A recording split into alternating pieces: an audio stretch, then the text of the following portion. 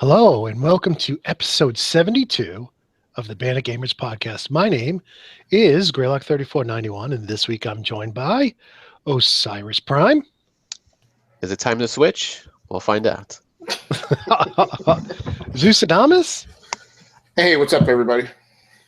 and DBQ Hams, who was just here a moment ago. So we're very confident that he will be back shortly. But in any case, we have moved our entire schedule around, and we've moved up the topic of the week to be number one this week because we are talking about the Nintendo Switch. If you don't know, last week there were two live streams from Nintendo talking all about their console, which is coming out very shortly, like in 6 weeks or so. So without further ado, let's start talking about the Switch. And I'm going to pitch it over to Zeus to kick the conversation off. Zoinks! So I will really admit, so I did not watch both live streams. I did watch one after the fact. I still haven't watched the second one. But I guess the second one was mostly about the games. So the first one was predominantly about the hardware. Some of the news we knew already, or at least we had strong rumors as such. And I personally am in a mixed state of disappointment and but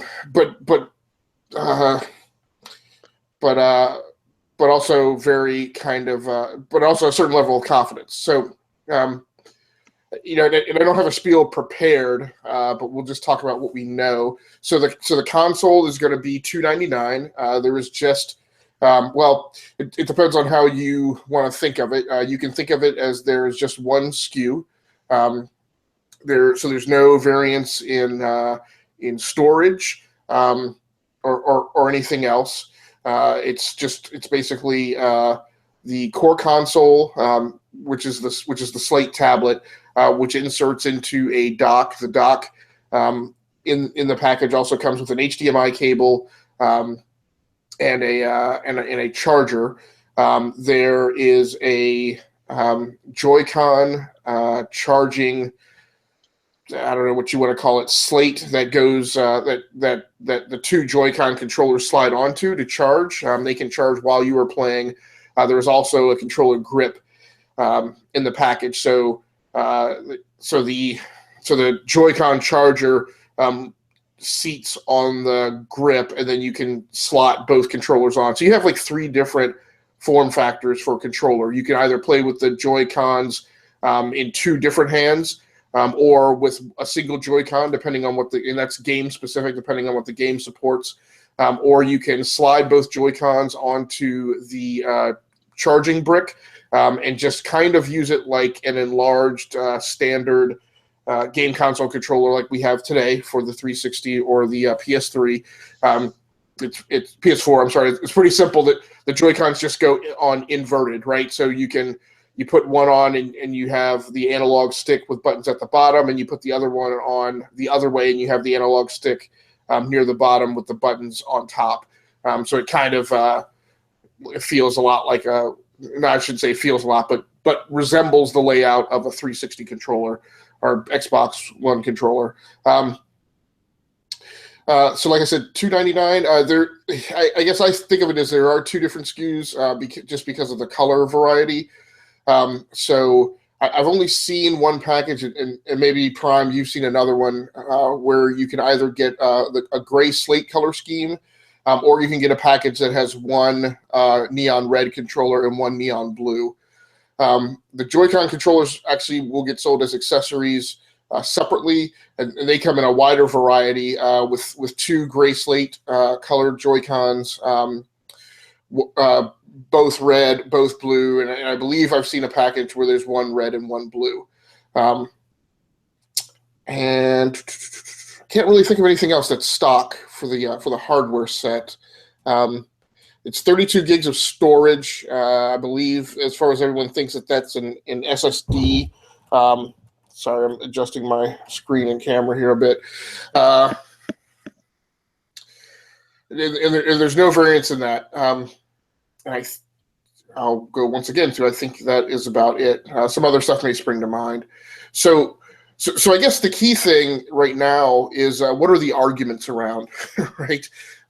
It uses a cartridge-based storage, so they've gone away from the optical disc, but they also haven't gone to necessarily all digital downloads. There will still be in-store retail sold games, and they will be a cartridge form factor, which thanks to corroboration from Prime, we now know that it is something similar to an SD card, but it's not. It's something different. It's thicker. I believe the electrical contacts in the back of the card are taller than on your normal SD card. So it's basically taller and thinner from left to right, but thicker from front to back. And I don't have any idea what the storage size is of that card. So I know. So that's one of the biggest arguments right now, right? Is I've seen opinions that say why did Nintendo kind of cheap out with 32 gigs of storage in a day when storage is so cheap. Maybe we can go around the table on that topic first. I'll say, we say that, right? But the iPhone, it's just been one generation of the iPhone now, I guess on the second generation, that has been sold starting at 32 gigs, right? And they charge $800 for that phone. So this is a $299 console that comes with 32 gigs of RAM, 32 gigs of storage, which is the same amount that you get in the entry-level iPad mini, and I think the entry-level iPad, and those sell for basically twice as much as this console, but this one is expandable, right? And the iPad is not. Right. So that's a curious and interesting thing, Greg, because I guess I've come to feel the provisioning of expandable storage to be questionable. I have had varying degrees of luck with it on Android, to the point where I've stopped trying. So that's good on one hand, because I have a bunch of 128 gig micro SD cards sitting around, just lying in wait to be used with my Nintendo Switch. But my mileage has varied so much with using those on Android, and then in the Switch at its very root is essentially, it comes from an Android tablet DNA, I'll say, because it's heavily based on the NVIDIA Shield series of products. So I've had zero issues with my Nintendo 3DS using an SD card with it, and I've got a 32 gig SD card in the Nintendo 3DS. So if that part was managed very closely by Nintendo, then it should work fine. If that part was managed primarily by NVIDIA, then I would have cause to worry. On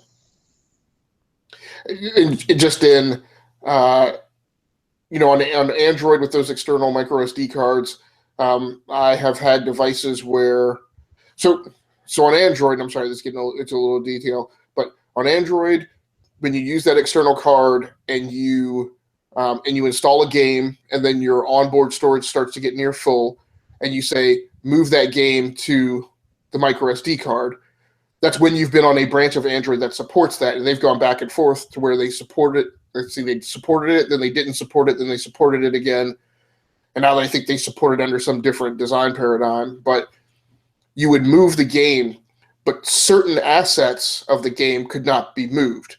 So let's say it was a 2 gig game, you would frequently go, oh, my storage is almost full, let me move it to the micro SD card. You would move it, but you would only get back like 700 megs of storage of your onboard storage, because it only moved 700 megabytes of the assets to the micro SD card, but it kept 1.2 or 1.3 gigabytes on the native storage. So if there's those type of shenanigans on the Switch, then it could become a problem if the games are of a size where it will make an impact. And that's the other camp that I've seen. The other camp who is saying it's not an issue are the people who are saying it's 32 gigs, Nintendo games are small, so it shouldn't matter. And I kind of come down in between the two. I question why only go 32 gigs by Nintendo and Nvidia, right? When greater storage should be available. But by the same token, I also agree. I just don't see the games being of a size that this ever becomes an issue. And if it does, put a 128 gig micro SD card in the thing. Prime, Yeah. do you think? Yeah, I was just gonna say, I know with Legend of Zelda: Breath of the Wild, they said that's 13 gigs just by itself. So, and you gotta remember too. Okay, it's 32 gigs, but then you got the OS obviously that's got to be on there. So, and they don't they don't really tell you that, but that's obviously taking up storage space. So Sure, right. So I mean, right there, you're like almost half or more than half of probably your memory's gone right there. So, hopefully, like you said, you mentioned before about the 3DS. That's they've been doing it with that for what, years now. So hopefully that they kind of adopt that strategy that they've been doing with the 3DS. Because I've never had any problems with the 3DS either when I've put games on there. So hopefully it's the same thing. So. Well, I got to jump in and say I hope that 32 gig that they're saying of internal storage is not half taken up by an operating system. That would be ridiculous to even say that. Well, I think no, we I meant with the game too. So that would be more than half. Well, but what I'm saying is I think we've browbeaten our companies enough that they cannot pull those kind of tricks with us. No measuring the size of your screen by going to the outer size of the bezel, please. What a ridiculous joke that was. The moron who came up with that. But yeah, do not quote you. If you say I have 32 megs of memory, I bet I have all 32 megs. Don't say, well, it internally has a 32 meg card, but you're gonna get so much. I mean, this is not like a computer where you're buying a 500 gig hard drive and you can put whatever operating system you want on it. This is never going to have an alternate operating system. This operating system should be on a separate chip. That should be user memory. Having said that, I don't think you're ever going to install your game. Tell me if I'm wrong. I think you're going to put your cartridge in. That cartridge is going to have the game on it, and you're going to leave the cartridge in when you play. Now, if you buy something electronically off of their store, I think that's where you're going to want to get a big SD card, right? Because, if you start downloading globs and globs of stuff, you're going to fill up your internal. But, I got a 16 gig phone. I have no problems. I have all kinds of photos and apps and videos on it. But again, I mean, if you're going to collect a lot of stuff, just buy a 128 gig card and throw it in there. But I think that's the beauty of it. I mean, why go through the expense of putting a huge internal storage in it when you can buy SD cards really inexpensively, And so I don't know. Tell me if I'm wrong, but I expect the games to stay on their cards and to be played when the card's inserted. Yeah, I don't think they mentioned anything that you had to install anything when the game is inserted. And I doubt you would have to. That doesn't seem right. So hopefully that's not the case. But more than likely, yeah, it's just if you have a card, it's just going to stay on the card. Because it was, well, when I was watching the Treehouse, which was the second stream on Friday, and they did put a card in there at one point to actually play the game. And obviously they could have preloaded it if they wanted to, beforehand. But there was no saying, okay, here we got to load this game, so it should be okay. And it seemed pretty quick too, the load times. So. Yeah, that's the paradigm I'd expect. And I would expect that Nintendo, because they are still one of the few companies that flips out about DRM. I think that's in their interest, right? They don't really want you loading the thing onto the Switch and then figuring out some way to kind of jimmy around. Not having to have the cartridge inserted in order to play, and letting licensing get out of control. Yeah, and the other paradigm would definitely be kind of PlayStationing it or Xboxing it, right, and forcing you to install the game to the hard drive, even though you've bought the media externally. But again, that like you said, probably that hasn't been the paradigm with the Nintendo 3DS. I expect it, and this is what makes this tough, right? In the what is fortunately and thankfully a very small run up to the release. Being a guy who writes on a website, I can't imagine the pain if they had announced this with a year leading up to its release, right? Because of all the killer speculation. Because what makes this hard is when we bring up things like how is it going to manage storage, how is it going to manage this, how is it going to manage that. The big problem is it going to manage it like a Nintendo device based on that history, or is it going to manage it like an Android device?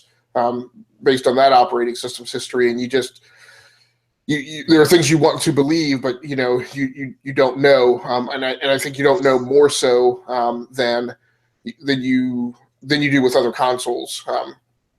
that have come out in the past. Well, putting storage aside, I want to get your thoughts on both of your thoughts on the pricing now. When I first heard a price of $299, I thought it was overpriced. But then I started looking at what's coming in the box. You get the slate, right? You get the Nintendo Switch itself. Then you get the two Joy-Cons that go on the side. Okay. Then you get the docking station with an HDMI cable and a power cable. That's great. Then you get the grip, which you can put the Joy-Cons on and then play with, almost like like you said, Zeus, almost like you're using your own controller, like you're using a PlayStation or Xbox controller. And then you get these things that snap onto the straps, but they're more than just straps that strap onto the Joy-Cons, so you can make them like mini controllers with decent shoulder buttons. And you get it looks like you get a soft case with it so you can carry the Switch around without scratching it up. And I mean, it just seems like so much comes in the box for $299. You're really getting, to me, in my opinion, you're getting a home console, everything you need for a home console, including a wireless controller, something that looks like an Xbox controller when assembled, as well as a total portable system. You know what I'm saying? You totally portable. So when I look at it that way, I thought, well, $299 is probably a good price. And I think with Nintendo and their position in the marketplace, coming out with a single SKU or two SKUs, I think makes sense. You don't fragment the market. I can see in the future a lower cost SKU, kind of like what happened with the NES, a lower cost SKU coming out that's just the slate with the two Joy-Cons and a power cable. Because in many cases, that's all a younger person's going to need. They don't have a television in their room. All they need is a unit, right? So I see that in the future, but I can definitely see coming out of the gate that, I don't know, I thought $299 for everything you're getting was a good value. So what do you guys think? Yeah, I thought, obviously it doesn't have a packing game, which I guess a lot of people are crying about and kind of hemming and hawing about, when I'm reading the reviews and stuff, the previews, I should say, online. But yeah, I mean, even if you look at the Joy-Cons themselves, I mean, there's a lot of technology packed in those little Joy-Cons. You got accelerometers, you got the gyroscopes, you got the infrared camera, IR camera, excuse me. You got the NFC reader, and I think it's on the right side. So there's a lot going on just in those controllers, and I guess technically you have two controllers. If you break them off and you play with somebody, if you want to play with somebody. So that was another thing they kind of mentioned, or I saw in one of the previews. So I think it's a pretty fair price, and I think they kind of had to do, they had to come in at $299 because otherwise, they might have had some problems selling it. Obviously we saw what happened with the Xbox, in the PS3, years ago. If you go that higher price, you're not going to sell a lot, right away. So I think it's a pretty good deal. Zeus, what do you think?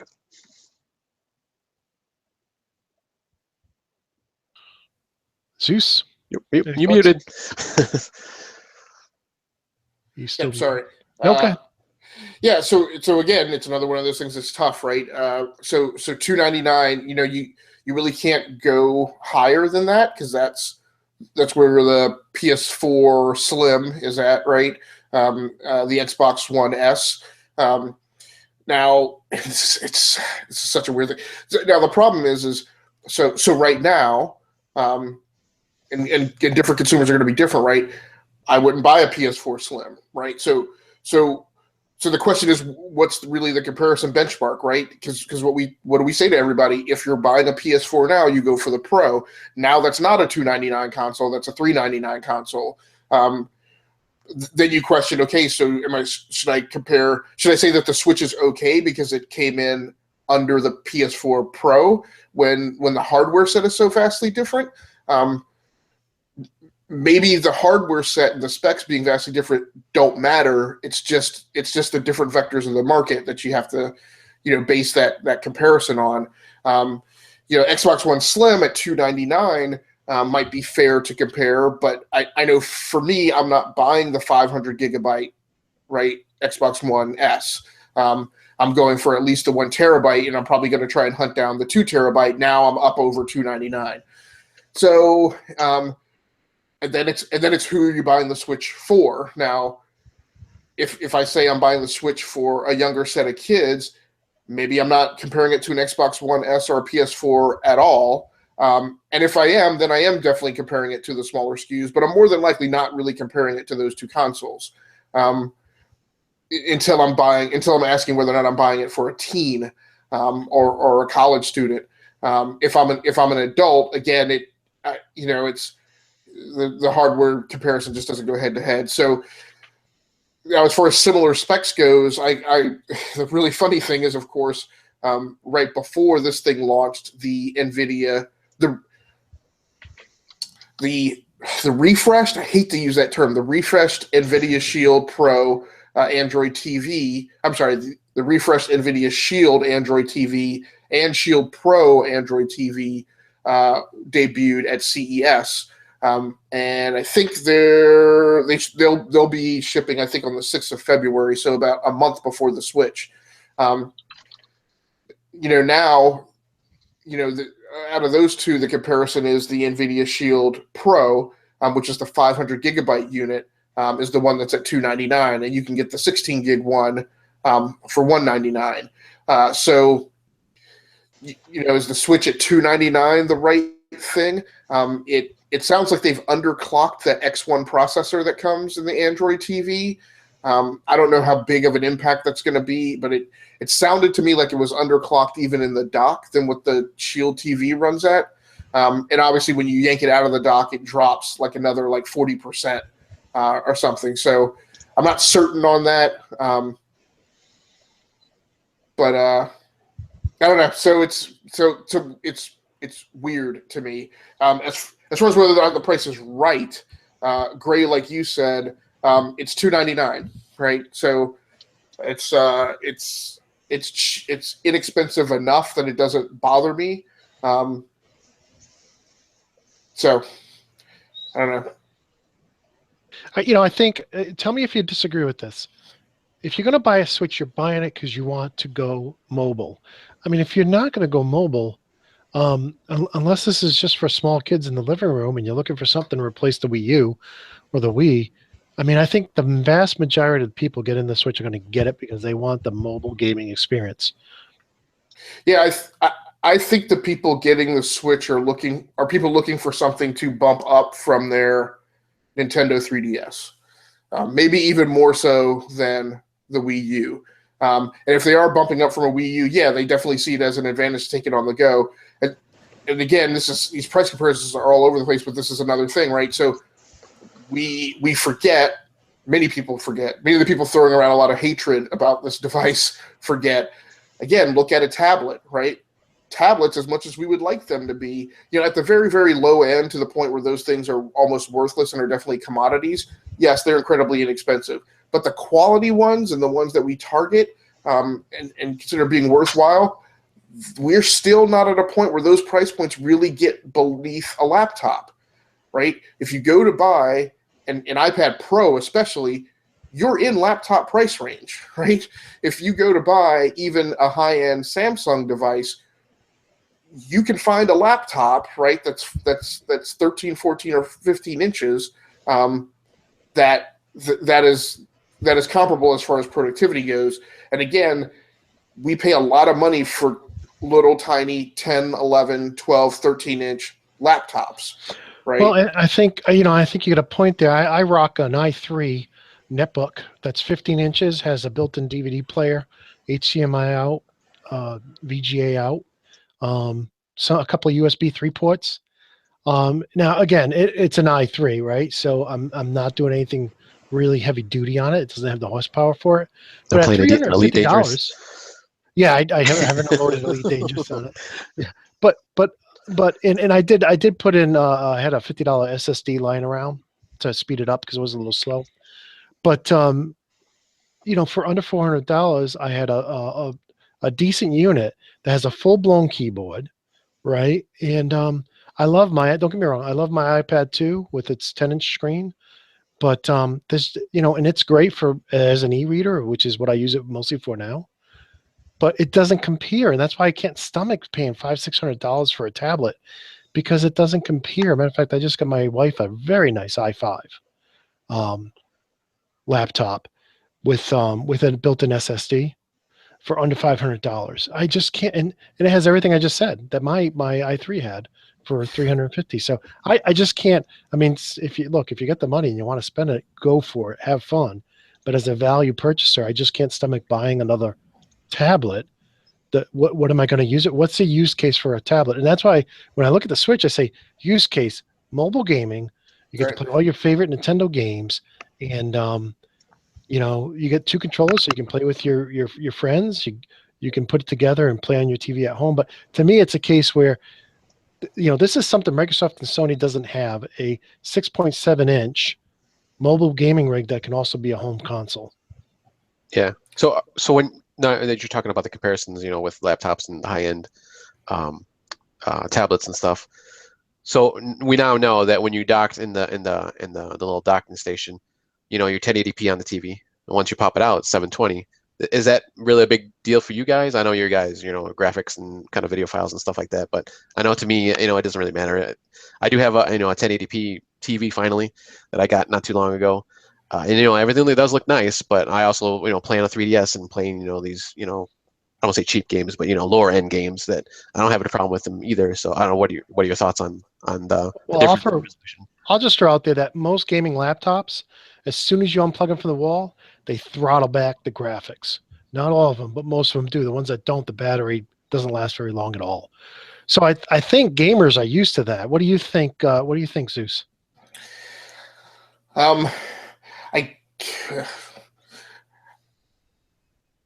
So right now it's not a big huge deal to me. I will admit I don't know that I could talk through the math that justifies that. Like it should be a big deal. So on a 6-inch screen.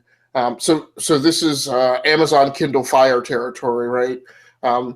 I don't know that a 1080p and a 720p game will make a real big difference in usability.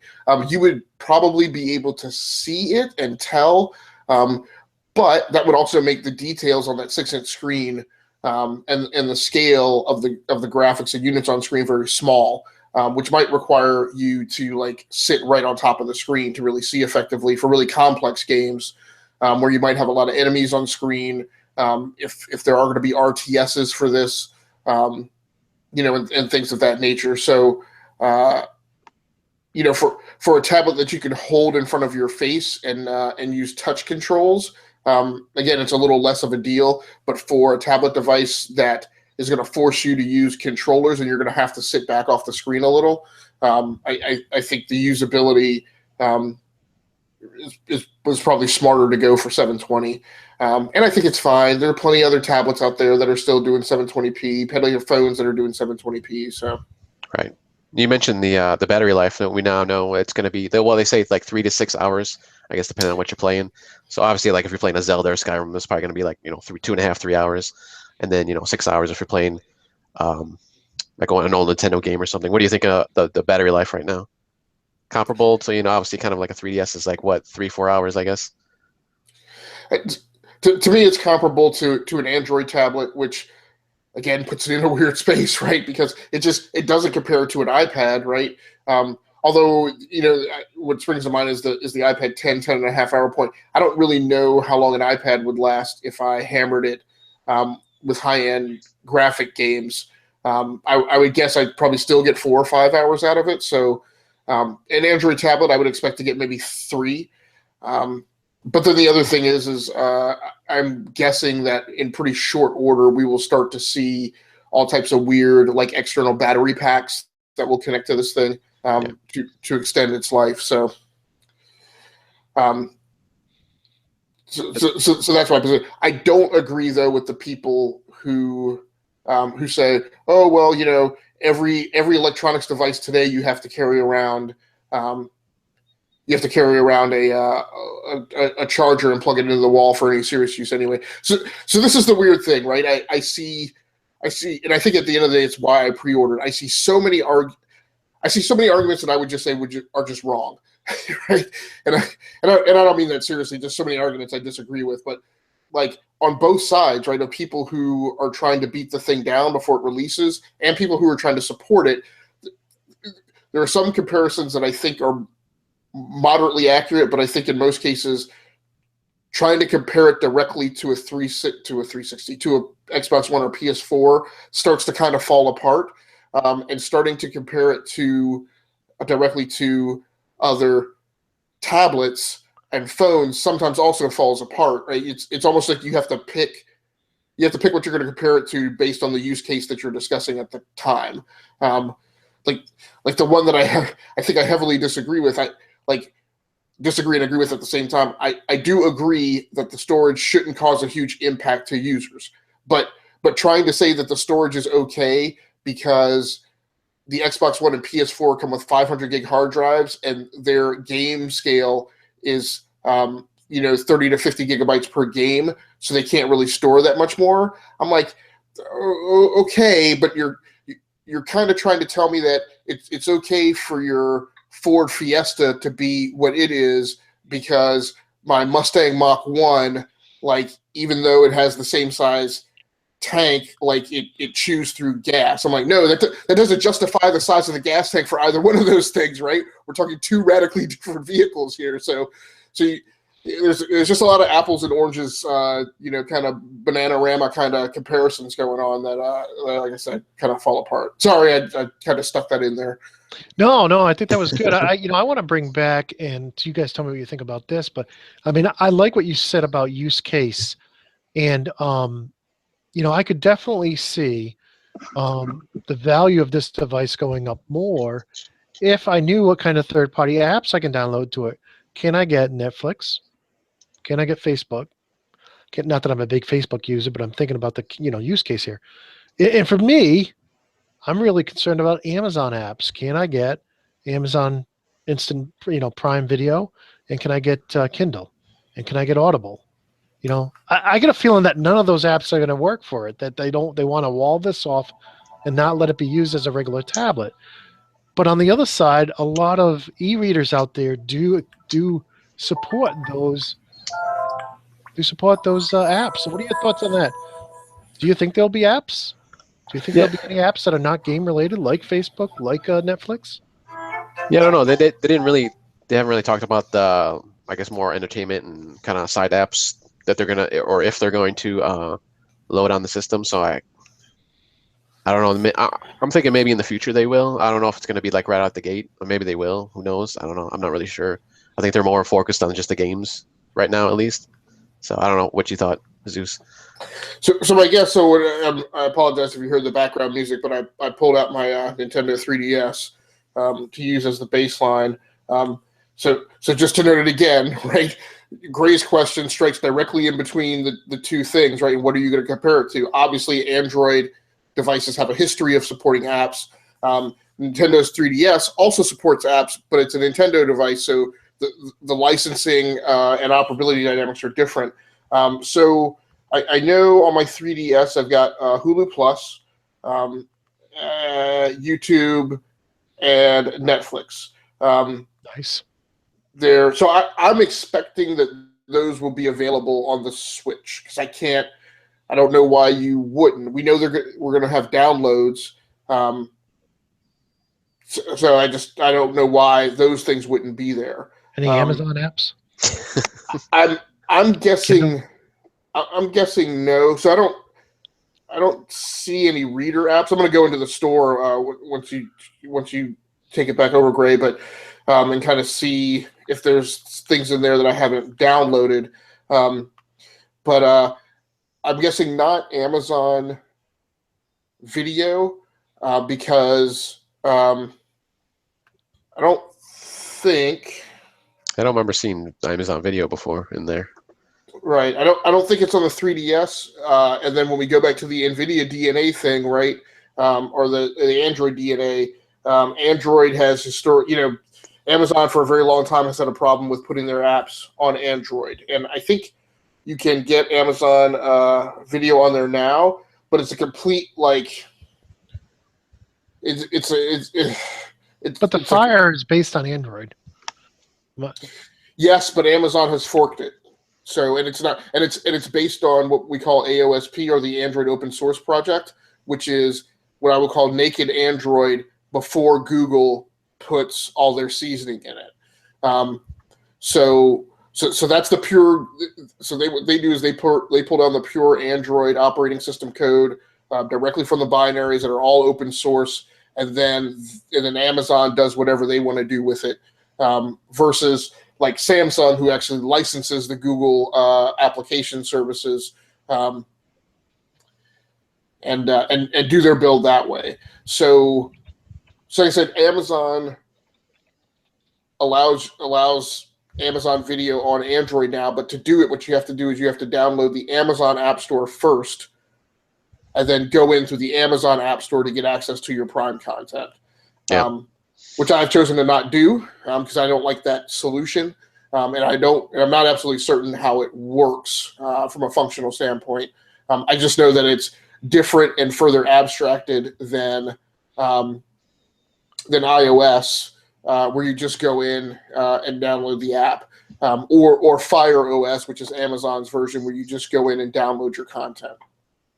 So kind of along the same lines too. Now that I think about it, so there is a share button now on the one side of the controller. I think it's the left side, where for right now, all you can do is do screenshots, and then you can share those. And they said you can share those to social media. So I don't know if there's just going to be like a little application, maybe not a full Facebook or Twitter or anything like that, where it throws you just put in your Facebook or Twitter information, and it just kind of like routes it to it. Or if it's going to be a full blown app, maybe they will have a Facebook app or something like that, on there. So I don't know, we'll see. I know the only thing I've seen about uploads is an ability to take screenshots and upload those. Yeah. They said in the future, they didn't say how long, but you'll be able to do video too eventually. So. Well, I don't need Nintendo for that. Oh, yeah, that's true. There's other ways. Just for our readers, just for our listeners, rather. I'm reading, sorry. Just for our listeners. And our readers. Kindle is supported on, officially supported on iOS, Android, Samsung, and a number of other operating systems. So I don't have an Android phone. I'm looking at the Galaxy S8, which hasn't even been really announced yet. But in any case, yeah, we should talk about CES sometime. Man, what an amazing show. But in any case, next topic about the Switch. Where are we going from here, guys? Oh, so actually, if I can jump in real quick. Please. I wanted to jump into the controllers a little bit. I touched on them earlier. I just want to get some thoughts. So first off, I'll just kind of rattle through some of the features. Like I said, there's an NFC reader on there now that you can, for now, just read Amiibo data, obviously from the Amiibos. And the share button, like I mentioned before, when you have it off the dock, if you hold it like sideways, it has the shoulder buttons up on top of like where you connect it into the dock. I think you alluded to that earlier too, with when you put the strap on, it has the bigger buttons on it, which seems a lot easier to press on those. There's also an HD rumble, where it's kind of interesting during the presentation, where they said like if you have a glass and you can someone's pouring or putting ice in it, you can kind of feel the ice, and when they're pouring water in it, you can feel that. So just kind of updated rumble feature, I guess. The motion IR camera, that's it says it senses shape, motion, and distance of objects, and it was able to actually tell like when people are playing rock paper scissors, or you could see it and you just doing the hand motions, it could tell what it was. So I'm not really sure how that's going to be implemented. That should be interesting once they kind of get that into gaming, I guess, trying to see how that plays into it, or if it's already in one of the games maybe. Obviously, as you said, there's a couple different colors, the neon red and blue, the straps, as I had mentioned. So what do you guys think of the controllers overall when you're just using it off the grip or the Switch itself? Do you think it'll be comfortable? I mean, it looks pretty small, kind of small. What do you guys think? Hey, I'll jump in and say one of the major problems with the Dreamcast was only having a single stick, right? For racing games, that's fine. But for any games that need like an FPS, not that you would use that for an FPS, but maybe Splatoon, how do you play Splatoon with not having two sticks? I don't know. So me, for one, I see it being good for simple games like Wii games, where you didn't have any sticks, right? But that's my thought. I think it'll be good for small fun games, Trivial Pursuit, things like that. But I think you would have a hard time playing like a Minecraft with it. Only have a one stick. I don't know. What do you think, Zeus? Yeah, I mean, I kind of like. Overall, I like the controller design.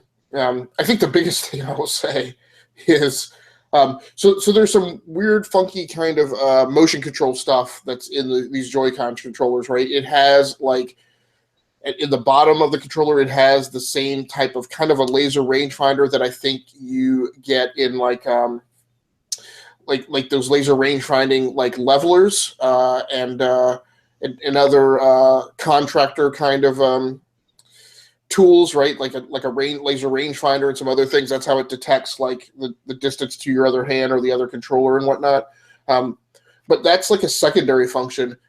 What I like most about this controller design is after 2 generations of constantly trying like weird, funky, hipster, millennial kind of control interfaces, like I feel like they went back to like the standard control interface that everybody is familiar with and kind of defines gaming today.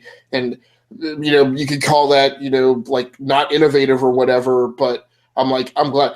It's glad to know that if EA brings Madden to this, it's going to have the same controls that like I have memorized and intuitively know, and it's difficult to function without, right after 2 decades almost of Madden. So that's almost the best thing about the controller setup as far as I'm concerned.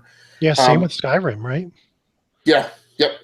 The other thing of note is there is a Pro controller that is supposed to come out that is going to be $70. Yeah. That right now there's no further information on. It's called the Nintendo Switch Pro controller. It is, again, very similar to the layout of the Xbox controller with left and right analog sticks that are set at like 2 different horizontal levels on the controller, one higher than the other, and 4 face buttons on the right with like admin controls or system control stuff in between, and then the D-pad to the lower right of the leftmost analog stick. I think one of the interesting things is about the pricing on the Joy-Con controllers. When you buy one of them separately, they're $50 a piece. And then you could buy a set for $80. I thought all the accessory pricing was way out of whack. I don't get any of it. Right. Well, the charging grip seems okay. $30 for a thing that like charges both Joy-Con controllers. And I think the wheel. I think you get 2 wheels for $20 or something like that, which that was reasonable. But the Pro controller for $70 seems overpriced to me. I mean, the new Xbox controllers were $65. Right. And actually, it's the Joy-Con wheel. A set of 2 is actually $15. Now, Mario Kart 8 comes out. Super Mario Kart 8 comes out the 28th of April, and you can guarantee that Nintendo is going to sell truckloads of these Joy-Con wheels when that game comes out. A new Switch dock is $90, which is like a third of the price of the console. So, man, if your Nintendo Switch dock goes bad or somehow you lose it, I kind of feel like you're hurting to get it back. One thing I haven't seen and is definitely interesting, would be definitely interesting to know is, does anybody know if that tablet charges by itself? There's a power cord that'll come, or I don't know if it comes with it or you can buy. It's actually a USB-C connection. Otherwise, it'll just charge in the dock too. Yeah, when you see a lot of the people at the kiosks, that's how it was being powered when they were playing. It had the power cord right up into it. Okay. Yeah, so there will be a separate power cord.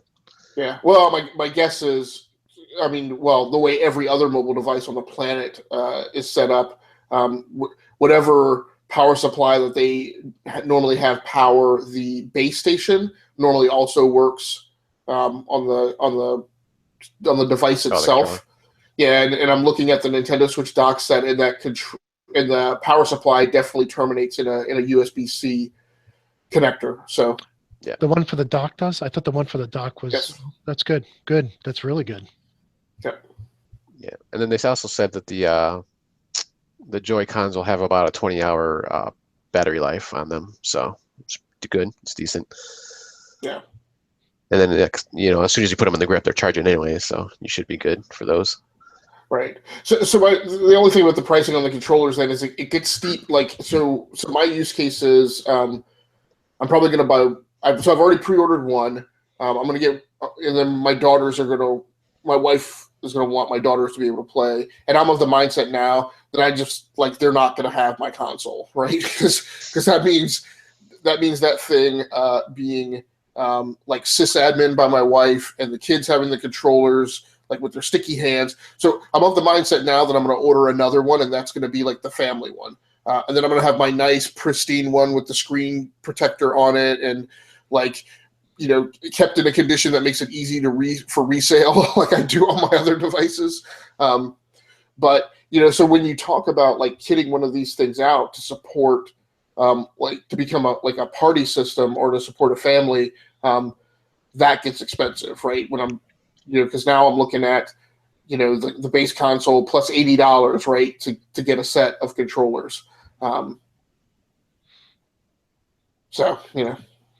Yeah, and at that note, I'm going to put in the show notes, I'll put in there tomorrow a link to our Band of Gamers affiliate link for Amazon. So if you are going to go out and buy something, anything, and you like the show, click on that link first. You'll earn us a small commission of 3 or 4%, which we'll put right back into the show. So I'll put that in the show notes, and you don't want to do that going forward. So if you're enjoying the show and you want to help keep it going, you can just use that link when you shop at Amazon. With that said, I want to go back and ask you guys, I guess this is my final question. I'm looking at the time here. We got about 10 more minutes left. What's your must-have Switch games? Well, just before we go down that road, I want to mention, so I did go to the Nintendo eStore on the 3DS. I did a search for Amazon and got no hits back. No Amazon. Well, the good news is Greg. the Amazon Instant Video was supported on the Wii, so and on Android. So maybe we get a chance. I don't know. You guys will have to tell me come March 3rd. Tell me, because if I can't use it for something other than gaming, then my use case kind of goes out the window. Yeah, you don't have any young kids either, so. Yeah, and I like Zeus. I wouldn't want my grandkids taking it over. So, all right. So what's your must-have game? What's the first game you're going to play? So let me just what's say your this. shopping list? Let me just say this real quick. These are the known launch games so far, at least in the US. So you got the 1-2 Switch, which is not even really a game, like a video game you play on the device. You got Just Dance 2017, Zelda Breath of the Wild, Super Bomberman R, and actually another one that I'm looking at this list that just added looks like is Skylanders Imaginators. So not for right now, there's not a whole lot coming out. What about Splatoon 2? That's not coming out at launch? No, not at launch. I think that's summer, I believe, or spring. I forgot which one it is. Let me see. Yeah, so the problem is, and these dates have been updated since the talk. Because if you went to the game page for the Nintendo Switch, like during the presentation or immediately after, I would say that you were given the impression that there would be more games at launch. But in the days since then, like Prime mentioned, it's gone down to like 6 or 7 games that are available at launch, and 3 of those are variant SKUs of Legend of Zelda: Breath of the Wild. Right, so it's really like 4 games. So like actually launching on March 3rd are the ones Prime said, right? 1-2 Switch, Super Bomberman R, various versions of Legend of Zelda: Breath of the Wild, or you know, there's the base edition, the Master Edition, and the Special Edition, and then Skylanders Imaginators. So it's like 4 games. Has Been Heroes and Just Dance 2017, Snipper Clips, I Am Setsuna are supposed to be out in the month of March. And then the only other thing with a specific date is Mario Kart 8 Deluxe, which is April 28th. And then everything else after that is spring, summer, September, fall, holiday. And then you get to just 2017 and then TBD. Oh, you know what? There was now I know what changed on here. It was Dragon Quest Heroes 1 and 2. They switched that to the one list I'm looking at.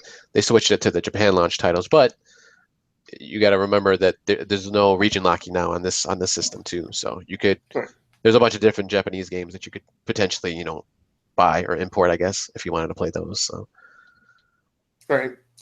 So to answer your question, Gray, for me, nothing in the launch window.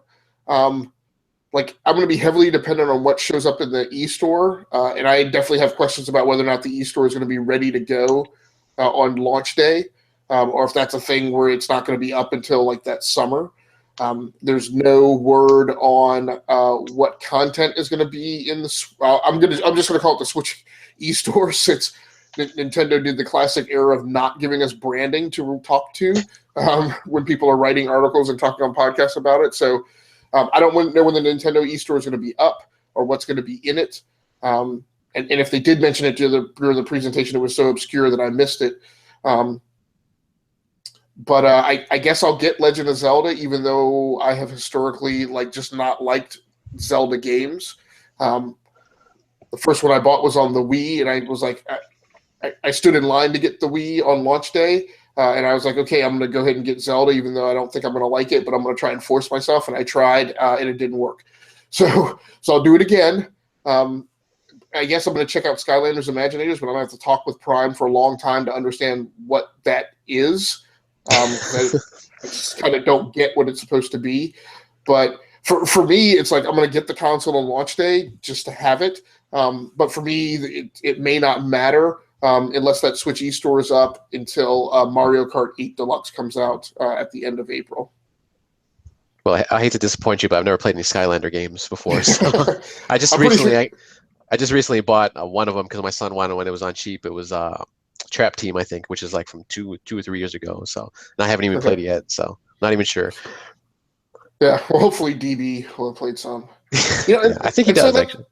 And so that's a weird thing to me. So Lego City Undercover is listed for spring. I don't know. I'm hoping there's some big story about backwards compatibility that Nintendo just hasn't let loose yet. Like to me, like a perfect thing to have on this would be, and I don't know if they were Wii or Wii U, but versions of like Lego Marvel superheroes, like or any of the Lego Star Wars games, Lego Batman, like anything like that would be great on this platform.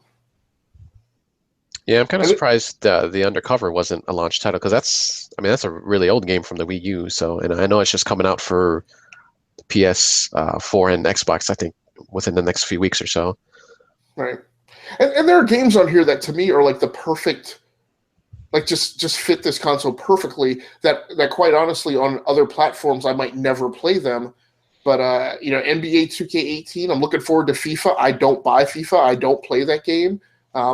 But I'm going to get it on this console because as Gray mentioned, I have no idea how long a soccer season is, how many games, but I'm going to be able to pick it up and take it on the go. So, and I think sports games, particularly sports games with lengthy seasons, when you want to play in franchise mode, it's perfect for that to be portable. I used to love playing sports games on my PlayStation Portable because if it was a 163 or whatever it is, game baseball season, I knew that I could play that at home and take it on the go, and at least theoretically would have a prayer of getting through a full season.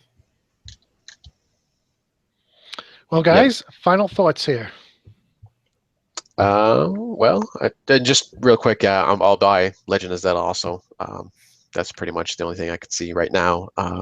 Where's Skyrim? When's Skyrim coming out? They didn't have a date for that yet. Not that I've seen, at least.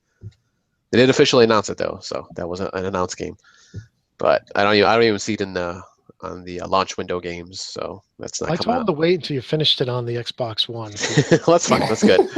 I'll complete it and then I'll just start it over again. That's fine. It's listed on the Nintendo site as fall 2017. Okay. Yeah, so that's pretty much the only thing. You had mentioned the eShop. They didn't really mention anything about that. Yeah, like you said, unless have something totally small blurb or something. I didn't hear anything about that either.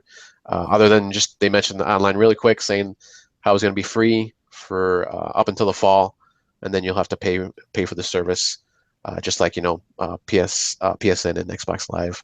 They haven't given any pricing on that either, on what that's going to be. So it should be interesting. The 1-2 switch looks interesting, I guess, but I mean, it's just kind of it looks like a gimmicky game, I guess. It's not even really a game. You don't play it on the system. They showed it where, it was kind of like a gunslinger thing where you kind of you have your Joy-Con off to the side and you kind of really fast bring it up, like you're shooting each other. So, and I guess there's some, a bunch of little games like that, kind of like what was it called? Wii Play, I think, back on the Wii. So just kind of a Yeah. goofy game like that. And I, It's a you know, couple. that was one of the one of the games they kind of thought should have been packed in with the system itself. And I think it's like $50.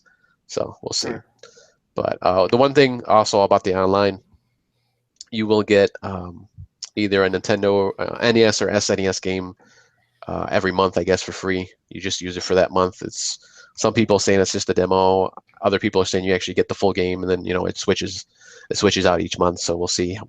They didn't really go into details on how that's going to work. So we'll see what happens there.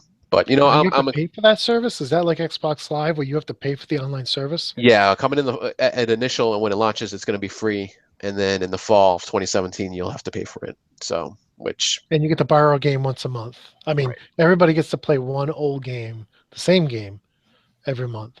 I'm assuming it's going to be the same game. They didn't really say, but most likely, yeah. I'm assuming they'll just choose it for you, just like the other systems do. So, or online services do. We'll see. I don't know, but yeah. So I mean, I'm excited for the system itself. Obviously, me and DB were talking about this the other day when we were playing online on a different game. We were just kind of talking through, the Switch thing, and I was just telling him, it's a launch title and launch window. The launch games are usually not the best in the world, at least from my opinion. Back in Nintendo, Xbox. I'm talking about all systems. They're usually not the best. So you gotta get 6 months, a year, even 2 years before you start getting like the really good games. You'll get a Mario this year, supposedly in the fall. Hopefully, it doesn't get pushed back. Sometimes that happens with Nintendo. A lot of times actually. So we'll see if that actually comes true. And I have, my opinions on that game, which looks interesting. But I'll say that for next show. Maybe we'll go into the games a little bit more. But yeah, I'm excited. I pre-ordered one too. I got one through Target. It took me, going through Amazon and Best Buy. Obviously, the sites were getting flooded at the time. So, but I finally got one through Target, and I was able to at least get the system. I still got to go back and try to get a game. So I'm assuming those will be available. I can always download it too if I really wanted to. So those are my thoughts. Zeus, final thoughts? Yeah, not really. Nothing to really wrap up. More just platforming for what Prime said.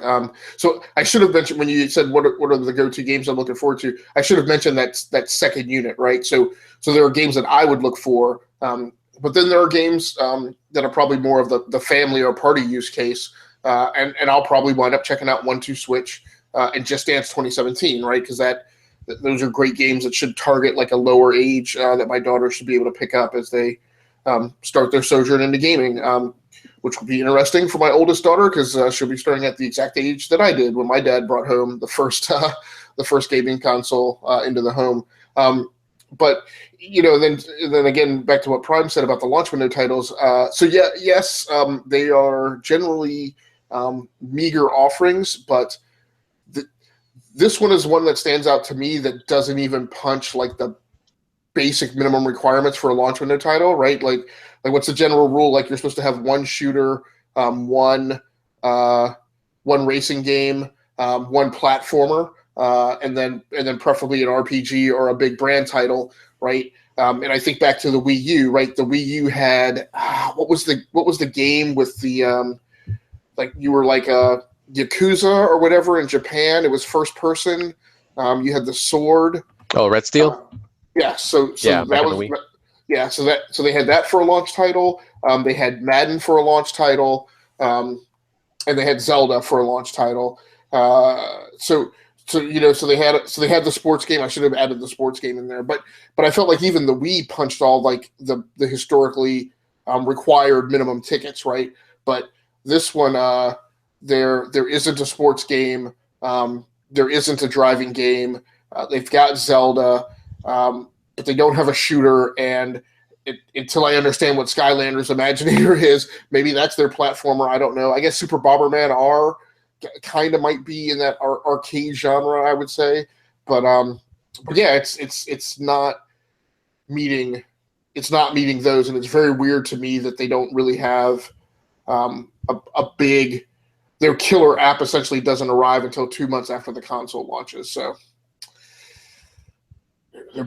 It would be really helpful if there was a Switch e-store available at launch or shortly thereafter. Well, I think, well, guys, I appreciate your opinions and your thoughts. I think we really covered the Switch really well. And just want to thank you for coming out. We're unfortunately we missed DBQ tonight. Something must have happened. He was getting ready to join and then got disconnected. So hope everything's well with DBQ. And for everybody out there listening, if you like the show, please give us a like, subscribe to the channel, and if you really like the show, click on our affiliate link when you go to shopping at Amazon and help us buy some more gear for the show. But with that said, I just want to thank everybody for taking time out of their day to listen to and watch the show. Look forward to hearing your feedback. And until next time, peace.